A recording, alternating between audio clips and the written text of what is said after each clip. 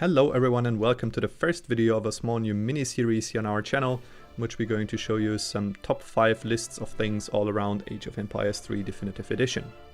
This is Fred speaking, and to kick things off today I'm going to show you some of my favorite maps in the game. Rev and I were thinking about doing this video together, but actually the overlap between our favorite maps is surprisingly small, so we decided to do things separately, and in this video you're going to see my top 5 picks, and will be another video in a couple of days in which you can see Rev's favorite maps of all time. Before I can start, I have to get some preliminaries out of the way though. First of all, we're team players with quite a peculiar playstyle. We like very drawn out late games with strong economies and big armies, and that obviously reflects in the types of maps we like to play on. And the second thing is that this list is not a ranked list, but just a collection of maps, so please take it that way. But now, with further ado, let's jump into the game and have a look at the first map. So, the first map I'd like to show you today is Great Plains. I kind of have a love-hate relationship with this map due to its openness and the arrangement of natural resources on the map, which, as you can see, are clustered around the top left and bottom right corners of the map. But around the player spaces there's not much in the way of mines and hunts.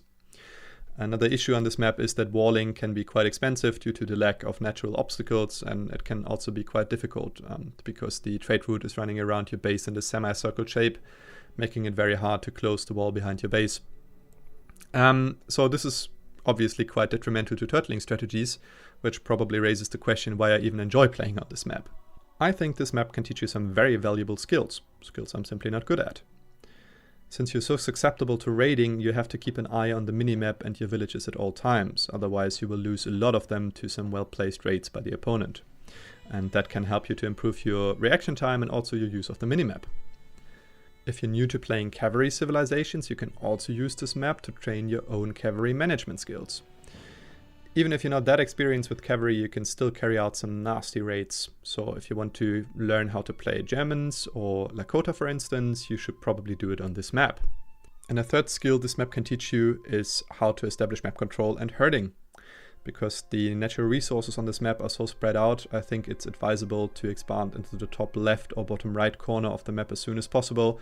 Start herding the hunts there back to your town center, maybe build some houses for line of sight or even an outpost for some additional protection for your villages on the flanks. And since some newer players are sometimes a bit afraid of venturing out of their base, I think this map can be a very good training ground in this regard as well. So overall, even though I'm not always enjoying playing on this map, I think it can be a very valuable teacher, and therefore it made this list. As the second map for today, I've chosen Andes. This is usually just a box standard map with a decent number of coin mines, hunts and a lot of trees, but back in the Asian Dynasties days you had a small chance of actually getting a different iteration of the map that had a moat around the player bases with only one small crossing. If you walled this crossing off, you could easily fend off some early pushes and raids, giving you the opportunity to attempt some riskier builds, such as a fast industrial or maybe a full-on manor house boom with the British. This is actually why I enjoyed playing on Andes so much, the fact that the map was so flexible. In like 70% of your games you played the version without the moat, then you just played a normal rush game, but in the other 30% of games crazy stuff could happen. Either you would decide to wall yourself off and attempt some risky build, or your opponent would do that. And if that was the case, some out-of-the-box thinking was sometimes necessary as well, because some of the strongest rushes don't work really well against walls. So you had to pick a civilization with which you were comfortable doing both a decent boom and a rush, because you never knew which iteration of the map you would get. In the Definitive Edition, the two iterations of the map have been separated. Now only the version with the mode is called Andes, while the version without the mode is now called Upper Andes. To be honest, I do not really like this change because I think it takes away some of the educational value of the map. You are not longer required to know more than one strategy with your civilization. You can just stick to the one rush with some minor variations on Upper Andes, while you just play the same turtle strategy all the time on normal Andes. Nonetheless, I still enjoy playing on Andes from time to time because I think that the mode can still enable some very interesting and very risky strategies that are just not possible on other maps in a team game. The next map is probably somewhat of a meme. Large DECCAN can be described as extreme in every sense of the word. The map itself is pretty big and it has a lot of natural resources. It has easy to wall off bases, 2 full TP lines, even got some water buffaloes that you can collect, which is quite helpful for Japanese, for example. has got these late game treasures such as 10% infantry hit points and +5 population limit, and most importantly it has these additional starting crates that make it feel like you're playing a mini deathmatch every time you play on DECCAN.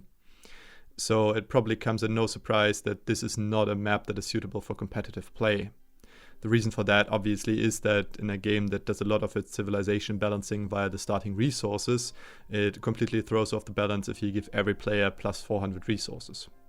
So I don't play this map very often anymore, but it still has a special place in my heart, because this was essentially the map I learned to play Age of Empires 3 on.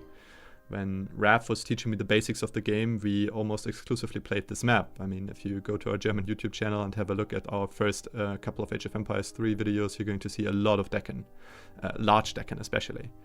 And yeah, therefore this is basically the map I did my first couple steps on which I learned to play the game. This is why I still have some nostalgia for this map, even though I don't play it that often anymore. Yeah, this is why it made the list. Alright, for something a bit more serious now, let's have a look at map number 4. This is Hokkaido. It's one of the maps that were added with the Definitive Edition, and I think of these recently added maps it's probably my favorite, because it's suitable for so many different playstyles. If you want to attempt a water boom, sure, you can do that on this map, because you got the body of water in the south that does not only contain some fish, but also some whales. You could play a TP boom on this map, because you got the 2 full trade routes in the north that have a decent number of trade posts each. There's some opportunity for cavalry play as well, I think, because in the north there's a lot of natural resources as well players sooner or later want to claim, opening up some raiding opportunities. You could also attempt a hard rush, because the direct route from your base to the enemies is quite short. Or you could also try to do some turtling, because this direct route is not only short, but it's also quite narrow, so it's quite cheap to wall off. And yeah, since this map offers something for more or less every playstyle in the game, I think it's very well designed, and that's why I like it so much. Last but certainly not least is another timeless classic that has been in the game since the Asian dynasties, I believe. It's Siberia. I appreciate this map because I think it's very well suited for booming.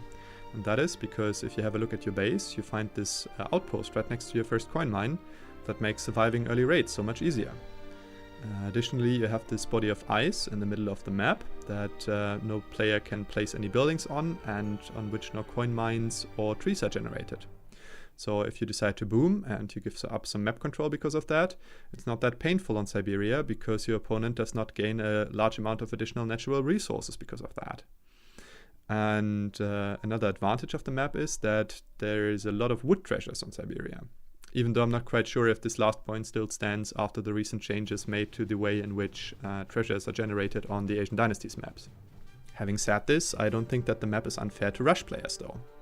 If you want to pressure your opponents early, you can still do so by building your forward base on their side of the ice river. Alternatively, you can still carry out some raids. You just have to wait until the food sources close to your opponent's base have ran out and they were forced to venture out with their villages to secure new food sources. So I think this map allows for a lot of different strategies, and therefore you will see varied gameplay on this map, which I always appreciate. That's why I like it so much. That's all for today though. I hope you enjoyed the video. If you have any comments on my map selection, please feel free to let us know. And also if you have some ideas or inspiration for new top 5 lists, also feel free to tell us in the comments. Until then, have a nice day and goodbye!